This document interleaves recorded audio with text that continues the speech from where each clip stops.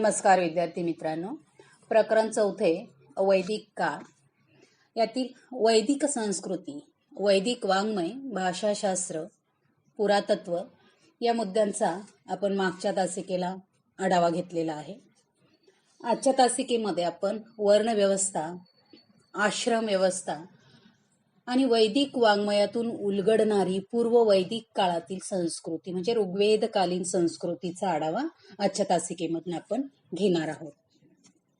आता ऋग्वेदातील वर्णनावरून आर्यांच्या प्रारंभीच्या वसाहती सप्तसिंधू देशामध्ये होत्या. 7 नद्यांच्या खोऱ्यातील प्रदेश म्हणून याला सप्तसिंधूचा प्रदेश असं म्हटलं गेलेलं आहे. मग ह्या 7 नद्या कोणत्या? तर सिंधू, झेलम, त्यालाच वितस्ता याही नावाने या नदीला ओळखलं जात होतं. चिनाब, रावी, बियास, सतलज आणि सरस्वती या त्या 7 नद्या. यावरून पूर्वीचा वायव्य सरहद्द प्रांत पंजाब, सिंधू, काश्मीर आणि राजस्थान या प्रदेशास सप्तसिंधू देश असे म्हणत होते हे स्पष्ट होते. म्हणजे आर्यांच्या मूळ वसाहती या भागामध्ये होत्या. मग या आर्यन विषयी किंवा त्यांच्या आर्यकालीन समाज व्यवस्थेविषयी आज आपण जाणून घेणार आहोत. वैदिक आर्यांच्या समाज व्यवस्थेचा एक विशेष म्हणजे तत्कालीन अस्तित्वात असलेली वर्णव्यवस्था. सामाजिक कार्याचं विभाजन करण्यासाठी ही व्यवस्था अस्तित्वात होती. वर्ण या संस्कृत शब्दाचा मूळ अर्थ रंग असा होतो. आर्य हे गौरवर्णी आणि अनार्य हे कृष्णवर्णीय होते. या दोहोतील फरक स्पष्ट करण्यासाठी वर्ण या शब्दाचा वापर करण्यात आला. मात्र कालांतराने त्याला व्यवसाय किंवा जात असा अर्थ प्राप्त झालेला. सुरुवातीला ब्राह्मण, क्षत्रिय आणि वैश्य हे 3च वर्ण आर्यांच्या समाजात अस्तित्वात होते. पराभूत शत्रूंना आर्यांनी जेव्हा आपल्या समाज व्यवस्थेत सामावून घेतले तेव्हा त्यांच्यासाठी शूद्र या 4थ्या वर्णाची भर घालण्यात आली आणि चातुर्वर्ण पद्धती अस्तित्वात आली. मग ही वर्ण व्यवस्था भारतीय जाती व्यवस्थेचे उगमस्थान आहे. वर्णावर आधारित व्यवस्थेचा उल्लेख ऋग्वेदामधील 10व्या मंडलात येतो. वेदकाळाच्या उत्तरार्धामध्ये वर्णव्यवस्थेतील सुरुवातीची लवचिकता नष्ट झाली.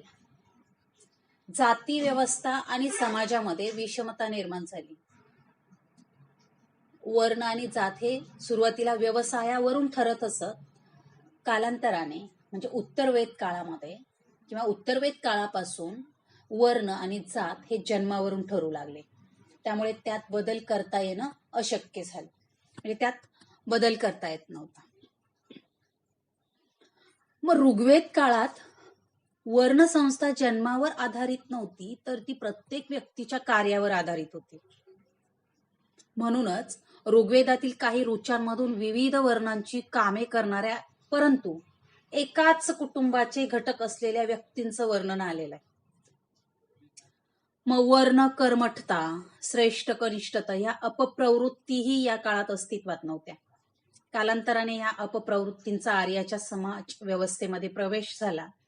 समाज रचनेची निरोगी चौकट जाऊन तिची जागा आता क्लिष्टता आणि कर्मठता यांनी घेतलेली होती.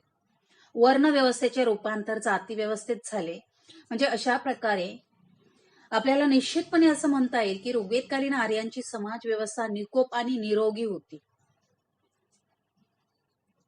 या 4 वर्णांमध्ये ब्राह्मण वर्णाकडे बौद्धिक आणि धार्मिक कार्य, तर क्षत्रिय वर्णाकडे सैनिकी कार्य होतं. वैश्यांकडे कृषी, उद्योग आणि व्यापार या स्वरूपाची कामं होती. तर शूद्रांकडे अंगमेहनतीची आणि इतरांची सेवा करण्याचं काम होतं. म्हणजे अशा प्रकारे वैदिक काळामध्ये या वर्ण व्यवस्थेनुसार कामाची विभागणी करण्यात आलेली होती. आणि नंतरच्या काळात वर्ण हे जन्मावरून ठरू लागल्यामुळे त्यात बदल करता येणं अशक्य झाल्यामुळे त्यामध्ये ताठरता आली. नंतरचा मुद्दा आहे आश्रम व्यवस्था. मानवी आयुष्याचे 4 टप्पे मानून, म्हणजे मृत्यूपर्यंतच्या काळात मानवाला 100 वर्षांचं आयुष्य कल्पिलं गेलेलं आहे आणि त्या 100 वर्षाचं आयुष्य कल्पून त्याचे 4 भागात विभाजन करण्यात आले. आणि मग ह्या 4 भागामध्ये, 4 टप्प्यामध्ये व्यक्तीने आपलं जीवन कसं व्यतीत करावं याचा आदर्श वैदिक लोकांनी घालून दिला. मग प्रत्येक भागाला कर्तव्य सोपवण्यात आले. त्यानुसार पहिला टप्पा होता ब्रह्मचर्याश्रम. मग आयुष्याच्या सुरुवातीच्या काळात व्यक्तीने, जे मुलाने गुरुच्या सानिध्यात राहून अभ्यास करून ज्ञान ग्रहण करावं, विद्या संपादन करावी. जे विद्या संपादनाचे कर्तव्य या पहिल्या टप्प्यामध्ये सोपवण्यात आलेले होते. नंतरचा जो टप्पा आहे गृहस्थाश्रम, या गृहस्थाश्रमामध्ये व्यक्तींनी विद्या संपादन केल्यानंतर, जे मूल विद्या संपादन करून गुरुगृही असताना ते स्वगृही परतते आणि स्वगृही परतल्यानंतर त्याच्यावर विवाह संस्कार करून त्याने आपल्या कुटुंबाचं पालन पोषण करावं, म्हणजेच सांसारिक जबाबदाऱ्या पार पाडाव्या, सन्मार्गाने आपल्या कुटुंबाचं पालन पोषण करावं. हे दुसऱ्या टप्प्यात कर्तव्य सोपवलं गेलेलं होतं. त्यानंतर पुढचा तिसरा जो टप्पा आहे वानप्रस्थाश्रम. या काळामध्ये व्यक्तीने आपल्या मुलांकडे जबाबदारी सोपवून संसाराच्या सर्व कर्तव्यातून मुक्त व्हावं. म्हणजे मुलांना जर आवश्यकता भासली, गरज भासली तरच मार्गदर्शन करावं आणि जास्तीत जास्त आपला वेळ ईश्वर चिंतनामध्ये घालावा. असं ह्या तिसऱ्या टप्प्याची ही कर्तव्य सांगितली गेलेली होती. वानप्रस्थाश्रमामध्ये मनुष्य वस्तीपासून दूर राहावे असं देखील सांगितलं गेलेलं होतं. म्हणजे गृहस्थाश्रमातील कर्तव्याची पूर्ती झाल्यानंतर मुलांवर सांसारिक जबाबदारी सोपवून निवृत्तीची सुरुवात करणं हे वानप्रस्थाश्रमाचं मुख्य कार्य होतं. अर्थात एकदम निवृत्ती न घेता क्रमाक्रमाने घेणं हे त्यातील वैशिष्ट्य होतं, जेणेकरून घरावर त्याचा विपरीत परिणाम होऊ नये. त्यानंतर शेवटचा जो टप्पा होता, शेवटचा आश्रम संन्यासाश्रम. जीवनाच्या शेवटच्या टप्प्यात मात्र व्यक्तीने ईश्वर चिंतनात आपला उर्वरित काळ घालवावा, सर्व संग परित्याग करून वनात जावं, विरक्त जीवन जगावं, मोक्षाचा मार्ग चोखाळावा, हे या आश्रमातील प्रमुख कर्तव्य मानलं जात होतं. सर्व मायापाशांचा त्याग करून दूर निघून जावं, दीर्घकाळ एका ठिकाणी वस्ती करून राहू नये असे निर्बंध घातलेले होते. म्हणजे प्राचीन भारतीय संस्कृतीमध्ये जे उत्कृष्ट म्हणून गणलं जातं त्यात आश्रम व्यवस्थेचा समावेश होता. या व्यवस्थेमुळे सामाजिक सद्भावनेला चालना मिळाली आणि सामाजिक संस्थांच्या प्रगतीला हातभार लागलाय. भारतावर कित्येक परकीय आक्रमण होऊन विविध संस्कृतीचे तसेच संस्कृती नसलेले लोक इतिहासाच्या काळात भारतामध्ये आले, परंतु भारतीय संस्कृतीचा प्रवाह हा अखंड राहिलेला आहे. या प्रवाहामध्ये अनेक विदेशी संस्कृती एकरूप झाल्या. यामागील प्रमुख कारण म्हणजे आश्रम व्यवस्था आहे. आश्रम व्यवस्थेमुळे आयुष्याचं आणि त्यातील कर्तव्याचं नियमन झालंय. या व्यवस्थेचा सर्वात चांगला गुण म्हणजे योग्य वेळी तरुणांना मिळणारा वाव. संपूर्ण जगातील विद्वानांनी या व्यवस्थेची मुक्त कंठाने स्तुती केली आहे ती यामुळेच. त्यानंतर पुढच्या मुद्द्याचा आपण आढावा घेणार आहोत. वैदिक वाङ्मयातून उलगडणारी पूर्व वैदिक काळातील संस्कृती. आता इतिहासकारांनी वैदिक संस्कृतीचा अभ्यास करण्यासाठी 2 ठळक टप्पे गृहीत धरलेले आहेत. ते 2 टप्पे म्हणजे पूर्व वैदिक काळ ज्याला ऋग्वेद कालखंड असं देखील म्हटलेलं आहे. याचा कालखंड इसवी सन पूर्व सुमारे 1500 ते इसवी सन पूर्व 1000 असा गृहीत धरलेला. आणि दुसरा जो टप्पा आहे उत्तर वैदिक काळ, याला ब्राह्मण काळ असं म्हटलेलं आहे. याचा जो कालखंड गृहीत धरलेला आहे तो म्हणजे इसवी सन पूर्व सुमारे 1000 ते इसवी सन पूर्व 600. ऋग्वेदामध्ये आर्यांच्या प्रारंभीच्या राजकीय आणि सामाजिक जीवनाबद्दल जे उल्लेख आलेले आहेत त्यावरून प्रारंभी तरी निरनिराळ्या जमातींमध्ये जमात केंद्रीय राज्य पद्धतीचा उदय झालेला दिसून येतो. जमातींमध्ये अनेक कुले म्हणजे अनेक कुटुंब एकत्र असत. कुल हा जमातीतील अत्यंत महत्वाचा घटक होता. अशा कुलांमधून जमातीचा नायक म्हणजे राजन निवडला जाईल. बहुतेक लष्करी कुल आणि संघटन चातुर्य यांच्या जोरावरच राजपद प्राप्त होत होते. थोडक्यात असं सांगता येईल की एकत्र कुटुंब पद्धतीतूनच राजपदाची संकल्पना प्रस्थापित झाली. सप्तसिंधूच्या प्रदेशात राहणाऱ्या वैदिक लोकांच्या पुरु, अनु, यदु, द्रह्यू, तुर्वश यासारख्या जनसमूहांच्या नावांचा उल्लेख ऋग्वेदामध्ये आढळतो. हे जनसमूह शेती करणारे होते. ऋग्वेदामध्ये परुष्णी म्हणजे रावी नदीच्या तीरावर वैदिक समूहांमध्ये झालेल्या युद्धाचा उल्लेख आलेला आहे. 10 जनसमूहांच्या प्रमुखांमध्ये झालेलं युद्ध म्हणून त्याला दाशराज्ञ युद्ध असं म्हटलं गेलं. प्रादेशिक वर्चस्वासाठी पहिला मोठा संघर्ष झाला तो दाशराज्ञ युद्धामध्ये. म्हणजे बघा, भारतीय इतिहासात घडून आलेलं हेच पहिलं महायुद्ध म्हणता येईल. भरत टोळीचा प्रमुख सुदाश याने 10ही आर्य आणि अनार्य टोळ्यांचा पराभव केला. त्यामुळे भरत वंशाच्या राज्य विस्ताराचा मार्ग मोकळा झाला आणि संपूर्ण सप्तसिंधूच्या प्रदेशामध्ये आणि गंगा यमुनेच्या प्रदेशापर्यंत भरत यांचे वर्चस्व प्रस्थापित झाले. याच पराक्रमी भरत वंशावरून संपूर्ण आर्यावर्ताला भारतवर्ष हे नाव प्राप्त झाले. पुढील काळामध्ये आर्य पंचजनांपैकी पुरु आणि भरत वंश शाखा एकत्र येऊन कुरु वंशाची निर्मिती झाली. याच कुरु वंशात पुढे महाभारत घडून आले. वैदिक लोकांच्या जनसमूहाबरोबर काही स्थानिक जनसमूहांचं वास्तव्य होतं. त्यांचा उल्लेख दास किंवा दस्यू आणि पनी असा केलेला. पनी हे वैदिक लोकांना त्यांचे शत्रू वाटत असत. ते वैदिक लोकांच्या गायी पळवून नेत होते.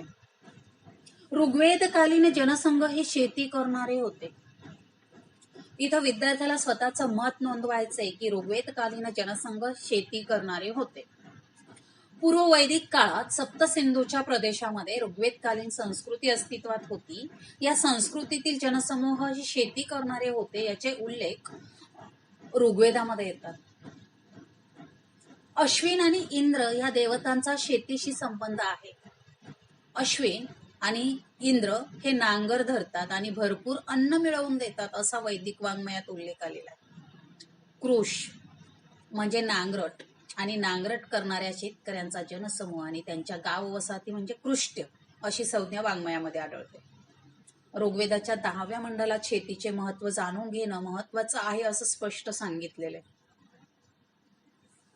उर्वरा म्हणजे नांगरट केलेल्या उपजाऊ जमिनीत वैदिक लोक सातू हे मुख्य पीक घेत होते. हे सातू फार पौष्टिक आहे आणि ते त्यांच्या आहारामध्ये होते. सिंचनासाठी विहिरीतील पाण्याचा उपयोग करत असत.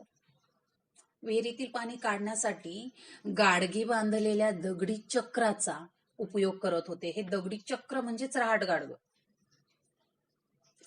ऋग्वेदातील या साऱ्या लेखांमुळे हे जनसमूह शेती करणारे होते हे सिद्ध. वैदिक लोक शेतीबरोबर शेतीच्या जोडीने पशुपालनही करत असत. पशुपालनामध्ये प्रामुख्याने गायी, गुरे, म्हशी, घोडे यांचा समावेश होता. मग पशुधनाचे रक्षण करणारा देव कोणता तर पुषण.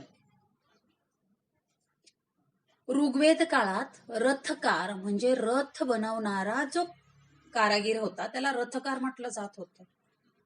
त्याबरोबरच इतरही काही महत्वाचे कारागीर होते, जसं की सुतार, ज्याला तक्षण असं म्हटलं जायचं. तक्षण म्हणजे सुतार. सुतार लाकडी पात्रे, यज्ञातील विधींसाठी लागणारी उपकरणे, स्वयंपाकासाठी लागणारी उपकरणे, इतर घरगुती उपयोगाच्या वस्तू बनवत होते. ऋग्वेदामध्ये 100 वल्ली म्हणजे अरित्रम असलेल्या शिडाच्या नावांचा म्हणजे नौकांचा उल्लेख आलेला आहे.